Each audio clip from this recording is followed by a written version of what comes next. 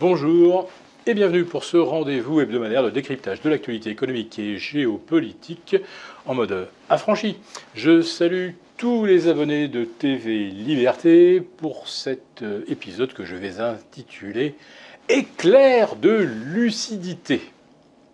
Oui, je fais allusion à la conférence de presse du président de la République mardi dernier, qui a dressé un réquisitoire d'une grande lucidité, d'une grande exhaustivité, mais également un réquisitoire impitoyable contre les dysfonctionnements de notre pays, sa lourdeur administrative, la profusion des normes qu'il faudrait réduire au plus vite, son incapacité à créer de la richesse, le travail qui ne paye pas, alors que l'on voit des élites pratiquer la reproduction sociale.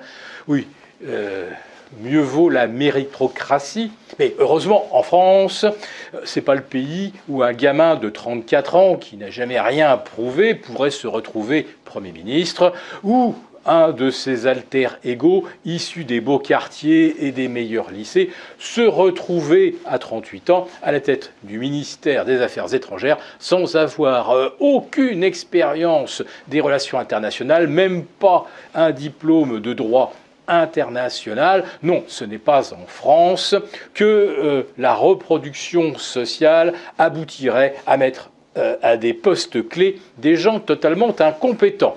Heureusement que M. Macron est là pour mettre le haut là à la gestion catastrophique du président de la République et de ses gouvernements successifs depuis 6 ans. Oui, M. Macron a vraiment identifié tous les points de faiblesse. On peut même parler de sabotage en ce qui concerne l'hôpital, la santé, les urgences. Mais heureusement que notre président de la République actuelle va remédier aux manquements et aux erreurs innombrables de son prédécesseur. Ce qui est assez curieux, c'est que quand on les regarde, ils se ressemblent assez furieusement. Et en ce qui concerne cette attitude vaniteuse et satisfaite, on a l'impression d'ailleurs que c'est carrément une caractéristique globale de tout son entourage. Alors, peut-être qu'on va réussir à relancer la natalité en France en allongeant, non, en raccourcissant, tiens, le congé de maternité, mais il serait mieux rémunéré. On peut éventuellement imaginer que des gens auraient envie de faire plus d'enfants s'ils pouvaient envisager d'acheter plus grand, de louer plus grand, s'il n'y avait pas de pénurie de logements savamment orchestrée justement par les gouvernements qui ont précédé ceux de Gabriel Attal. Alors je précise quand même qu'il n'y a toujours pas de ministre du logement dans le nouveau gouvernement. Autrement dit, ça n'a pas l'air d'être une vraie priorité. Et puis en ce qui concerne la chute du niveau de l'éducation nationale, la chute du niveau global des étudiants dans les classements PISA, eh bien, il fallait y penser.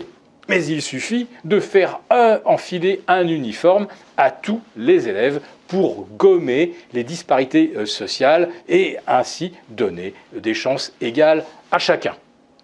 Alors, ce qui risque quand même de compliquer la tâche du président de la République, qui va tout changer, eh bien, c'est que la conjoncture internationale, elle ne change pas trop.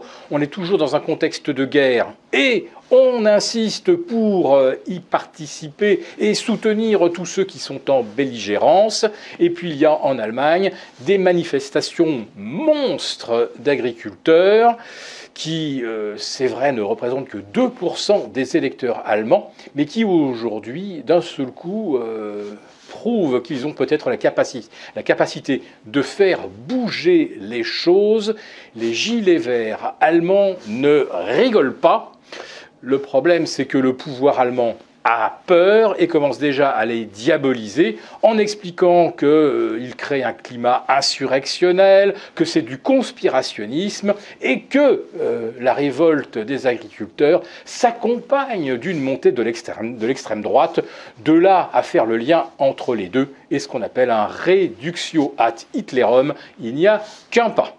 Pour vous remercier de votre fidélité, vous pouvez télécharger gratuitement en cliquant sur le lien ci-dessous mon rapport spécial 3 placements pour sauver votre épargne de l'inflation. Merci et bientôt.